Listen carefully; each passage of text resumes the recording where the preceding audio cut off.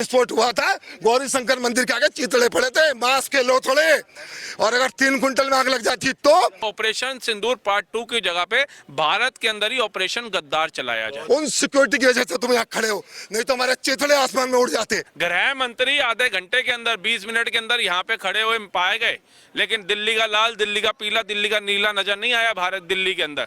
वो राहुल गांधी, विपक्ष के जितने नेता जो बातें कर रहे थे चुनाव के अंदर बड़ी बड़ी की देश को समर्थ करना है, हम यात्राएं निकालेंगे, भारत को जोड़ेंगे, तुम लाल किले तक नहीं आ पाए। तो अगर उस धर्म के लोग यहाँ पे आकर कह रहे हैं भैया हमारे धर्म को टारगेट दिया जा रहा है, तुम्हारे धर्म को सभी मुसलमानों को बोला जा रहा है क्या? जो पकड़े गए उन्हीं को दोषी बोला जा रहा है ना? आप बताओ, उमर की जगह पे क्या अब्दुल का नाम लिया जा रहा है, फारूक का नाम लिया जा रहा है, उमर ही बोला जा रहा है ना? अरे तो सोफिया कुरैशी बनाओ ना, सल्यूट कर रही है ना पूरा भारत। वीर अब्दुल हमीद बनाओ, सल्यूट कर रहा है। ऐसे लोगों का संरक्षण करोगे तुम लोग आकर के, और तुम कहोगे तुम्हारे को सल्यूट बजेगा? सल्यूट तो नहीं बजेगा, 9 नंबर का जूता जरूर बजेगा मुंह के ऊपर। कितने भोले हो आप यार। क्या नाम है आपका? मनोज शर्मा है। ये मनोज शर्मा खेल कर रहे हैं, इनके खेल में मत आना। और सुनो मेरी बात को, कितने लोग हो यार, मैं हैरान हो गया। 6 फीट के आदमी को 2 फीट में देखा मैंने, ना यहाँ से ऊपर ना यहाँ से नीचे, चीथड़े उतड़े उसके। और सुनो, मैं आखिरी बार बोल रहा हूँ यार, जो मुसलमान भाई बोल रहा है ना हम पे उंगली मत उठाओ, तो भाई 20 करोड़ मुसलमान है, मुसलमानों से कहाँ कुछ कह रहे हैं यार।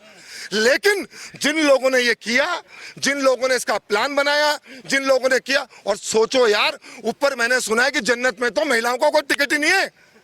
जन्नत में, बुरा मत मानना, इस्लाम के मानने वाले मतलब पाकिस्तान के चैनल्स वाले मुझे बताते हैं कि जन्नत में औरतों का जाना मना है। तो यार अरे ऐसे कैसे हो सकता है यार? ये तो वही जानते, वो कह रहे पहले से बहुत है वहां पर। एक को 72 डाल दिए, 1 × 72, अंदाजा लगाओ, मल्टीप्लाई 72, एक को 72 दे रहे हो, इसका मतलब पहले से बहस हुई है। बहस मत करना मेरे से। सुनो, और सुनो, इनको चिपचिपा भी दुख नहीं है। हम चेहरे पे क्रीम लगाते हैं ना, चुभने लगती है। वो कह रहे हो शहद की नदियां बह रही है। अब शहद की नदी, वो चाटोगे नहाओगे, क्या करोगे? छोड़ दो। अब सुनो, नहीं नहीं नहीं नहीं नहीं, हंसने की बात बिल्कुल नहीं। सुनो, मैं बार बार कह रहा हूँ, इन लोगों के नेटवर्क को बात छोड़ दो, लेकिन भारत की सुरक्षा, भारत की रक्षा और भारत के लोग जो भारत को बचाना चाहते हैं, बार बार बोल रहा हूँ, चिल्ला चिल्ला के बोलूंगा, मोदी को गाली मत देना, अमित शाह को गाली मत देना। मैंने कभी बचपन से लेकर आज तक 1.5 घंटे में जहां पर लाशें पड़ी थी सड़क में, किसी गृह मंत्री को आते हुए नहीं देखा। गृह मंत्री उस जगह खड़ा था जहां चितड़े पड़े थे लाश के। बातें बना रहे हो? मैंने बहुत लोगों को देखा, कहते हैं कि सुरक्षा नहीं है, सरकार कुछ नहीं करे। अच्छा, 48 घंटे पहले 3 कुंटल एक्सप्लोजिव पकड़ा गया था। सोचो अगर उसमें आग लग जाती तो। सुनो, ये तुम्हारा चांदनी चौक हिल जाता।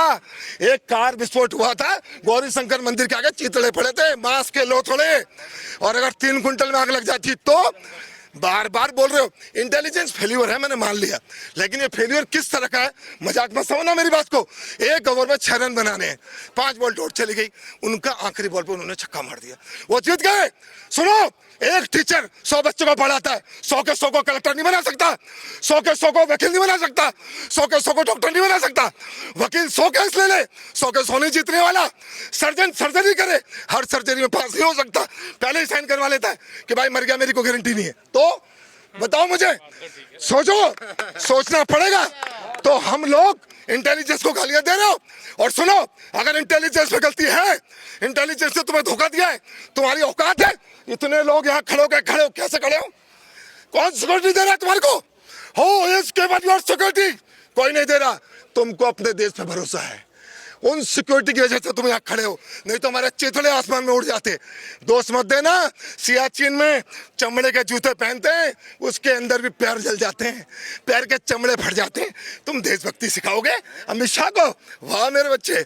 सुनो, प्रवक्ता सुप्रिया नहीं नहीं, वो जो भी हो मुझे नहीं पता। सुनो, मैं फिर कह रहा हूँ, अपने आप को बचाना है, आंखें खुली रखो, कान खुली रखो, और सोचो कहाँ बच्चे को पढ़ाना है, कहाँ इलाज करवाना है, और सड़क में चलते हुए कहां कहां देखना है। अपनी जिम्मेदारी नहीं समझोगे तो मौत चारों तरफ घूम रही है, और इसको मजाक में मत लेना। और सुनो, अगर तुम राजनीति करना चाह रहे हो, कई लोग कह रहे हैं बिहार के इलेक्शन आए थे तो इन्होंने आग लगा दी। अबे बिहारियों को लाल किले से क्या मतलब? तुम लाल किले पर डांस शुरू कर दो, उनको कोई मतलब नहीं। सुनो, मैं हंसने की बात नहीं है। सुनो, मैं आपसे ये कह रहा हूँ, मोदी जी को जब पूरा बहुमत मिला पहली बार, तब क्यों नहीं हुआ ऐसा? दूसरी बार पूरा मिला, तब क्यों नहीं हुआ? तीसरी बार 240 बैठक के, अब ये हो गया ना। किसी भी तरीके से राष्ट्रवादी सनातन धर्म का समर्थन करने वाली, योगी जी को उत्तर प्रदेश का मुख्यमंत्री वाली इस सरकार के चीथड़े उड़ाना चाह रहे हैं। और उन चीथड़े उड़ाने का इन्होंने अभी सिंबॉलिक हमको चिन्हित किया कि देखो बे ऐसा होता है।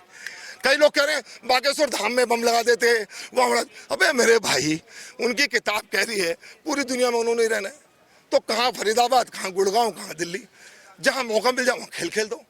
समझ रहे हो ना? तो कभी मत समझना। और मैं फिर कह रहा हूँ, सनातन को, धर्म को रक्षा करने के लिए कोई जरूरत नहीं कलावा बांधो, टीका लगाओ, जनेऊ पहनो ना। सिर्फ एक काम करना है, सनातन के बारे में लोगों को जागरूक करना है। एकम ब्रह्म दित्ते नास्ति, एकम ब्रह्म दित्ते नास्ति, नए नास्ति किंचम। हम भी ये कह रहे हैं, एक ही ब्रह्म होता है, दूसरा कुछ नहीं होता, किंचित मात्र भी नहीं होता, मतलब बिल्कुल भी नहीं होता। लेकिन हमको पागल मत बनाना। हाँ, क्या हम मूर्ति नहीं पूजते, हम बुत परस्त नहीं।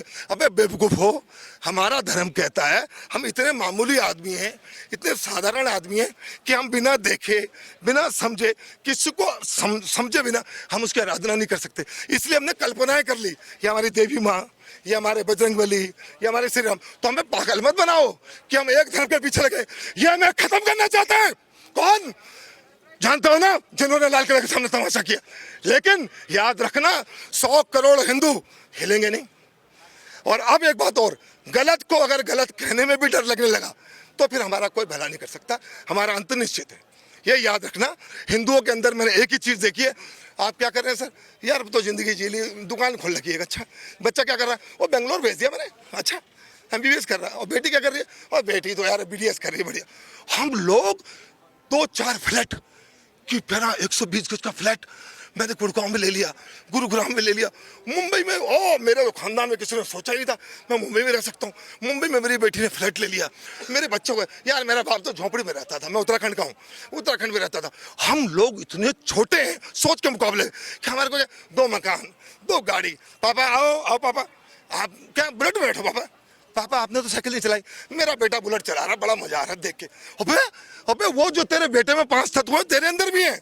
अपने आप को जगा, अगर 60 साल का भी तब भी जगा, मरी तो जाएगा। लेकिन वो आखिर तक लगे हुए। उनका सिर्फ एक लक्ष्य है, क्या? पूरे संसार में हर आदमी कलमा पढ़ ले, ला इलाहा इल्लल्लाह मोहम्मद रसूलुल्लाह। भारत माता की जय। धन्यवाद, धन्यवाद। ये बहुत गुस्से में थे, उस रात यहाँ पर थे, जो देखे उसके बाद आप समझ सकते हैं, आप भी यहीं थे। देखिए, उस समय जब तक तो मैं यहाँ पे था तब तक तो हंस खेल रहे थे लोग। ये पीछे ही टिक्की वाले अंकल जी खड़े होते हैं, भटूरे छोले वाले, लोग खा पी भी रहे थे, लेबर अपना काम कर रही थी। मतलब जहन में भी लाए तो सोच नहीं सकते हैं कि ऐसा कुछ हो सकता है कुछ ही घंटों में। और कुछ ही घंटों के मिनटों में नहीं, कुछ मेरे हिसाब से, क्योंकि मैं यहाँ से मेट्रो पकड़ा, मैं तो बागेश्वर धाम चला गया था। नहीं तो हमारा तो मेन पॉइंट यही होता है। और हम तो एक ही चीज़ को सोच रहे हैं कि जाको रख के साइयाँ मार सके ना कोई। उस समय किस्मत अच्छी थी या राम भक्त हनुमान जी की यही इच्छा थी कि हम बागेश्वर धाम पलवल पहुँच गए थे। लेकिन उसी के बाद 2 घंटे बाद देखा कि भैया यहाँ पे तो ये हादसा हो गया, और रोमटे खड़े हो गए कि भैया यहाँ पे अभी तो इतनी चहल पहल थी, सब कुछ बढ़िया चल रहा था, अचानक किसकी नज़र लग गई। तो एक तरफ तो मोदी जी कहते हैं ना ऑपरेशन सिंदूर किया, अब ऑपरेशन सिंदूर 2 करेंगे। मैं कहता हूं इन सबको छोड़ दो। पाकिस्तान की औकात 2014 के बाद हमने देख लिया है कि पाकिस्तान की औकात अब रही नहीं है। ठीक है, 2014 से पहले थी, सरकारें निकम्मी थी जो ओबामा करती थी। ये सरकार ओबामा करने वाली नहीं है, ये तो ट्रंप भी नहीं करती है, तो सीधा कार्रवाई करती है। तो ऑपरेशन सिंदूर पार्ट 2 की जगह पे भारत के अंदर ही ऑपरेशन गद्दार चलाया जाए। गद्दार, बिल्कुल। चुन चुन के जितने गद्दार भारत के अंदर छुपे हुए हैं ना, इनको अब निकालना शुरू कर दो। मैं गारंटी देता हूं कि ये भारत में जिनकी मानसिकता है ना आतंकवादी घटनाएं करने की, ये अपने आप ही खत्म हो जाएंगी।